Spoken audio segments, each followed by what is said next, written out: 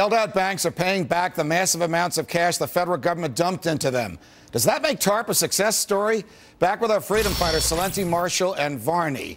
Jerry, to you first. How could anybody argue that TARP was successful? It was a roaring success. They bailed out gamblers that lost a lot of money, and they rewarded manufacturers that were inefficient and shouldn't have been in business because what they were making. It was the perfect thing, and it also did everything they promised it wouldn't do. They promised they were going to help 4 million homeowners. This was for the little people. Right. 460,000 were helped. Leslie, wasn't it basically a fraud? I mean, didn't President Bush and Secretary Paulson go to the Congress and say, we're going to buy toxic mortgage assets and we're going to stop foreclosures? They didn't buy a single toxic mortgage asset. They didn't stop a single foreclosure. They just shoved cash down the throats of banks, many of whom didn't want it and didn't need it.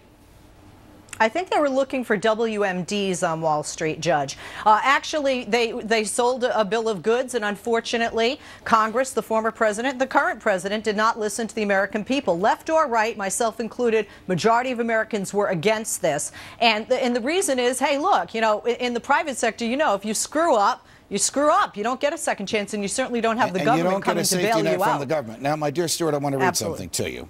Quote, the government wants to control the banks just as it now controls GM and Chrysler, and will surely control the health industry in the not-too-distant future. Keeping them TARP stuffed is the key to control. And for this intensely political president, mere influence is not enough. The White House wants to tell him what to do. Control, direct, command. Do you know who said that? I believe it was me. In the Wall Street Journal. Do you still agree with that, what you wrote a year ago? Control, direct, and command was the real reason for TARP? Let me take you back to September the 18th, 2008. America and the world were on the edge of an abyss. The government acted with TARP. It stopped a financial panic, the first financial panic we had seen in 100 years. I think the government did the right thing. It was effective. It stopped the panic. And I think the government has an obligation to act in those circumstances to prevent 25 Lehman bankruptcies the following week. Does it not matter that they borrowed the money from the Chinese? Does it not matter that they saved some and let others die on the vine? And where did they draw that line? You're arguing principle. I'm arguing practicality. It worked. Without it, we would have had a catastrophe. Thank heavens for Mr. Paulson. Jerry, the government is still owed $70 billion from GM. How are they going to get $70 billion from a company that isn't even worth half of that? And not only that, they have all this other toxic paper from Fannie Mae and Freddie Mac. It's a fraud. There was never, ever any evidence that this thing was going to collapse if Goldman Sachs didn't get money, if Credit Suisse didn't get money, if Barclays, if Deutsche Bank didn't get money. To me, it was a big hoax. They didn't do what they pledged they were going to do. Lunchtime, Thursday, September the 18th, the money funds in America, the Putnam group of funds, froze up.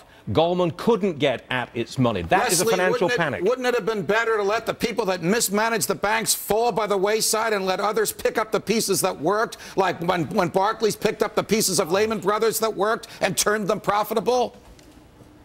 Yes, because last time I checked, that's the American way. That's the private sector, and we need to have a distinction between the private and the public sector. What we see here, guys, is politics in its finest. Maybe TARP worked for the idea and perception of the American people, but we're not seeing, and I think it is too early to tell, quite frankly, where it has worked economically. You would take the risk of 25 Lehman bankruptcies in the following week. You would roll the dice with that kind of thing, and a 25% unemployment rate the month after. You, Judge, would take that risk? I would let the free market take care of this, and that's the way it should be. Otherwise, you set a false impression that you can be as risky as you want, and the government will back you up. You're wrong. TARP work. God bless Varney, Celente, Marshall, it's a pleasure. Thanks for joining us, guys. The real question here should not be whether or not the government bailouts turn out to be more or less costly than expected. The government might be able to sell shoes at a profit, but the Constitution doesn't let it do so. The real question is whether the government has any legal or constitutional right to gamble with our money in the first place.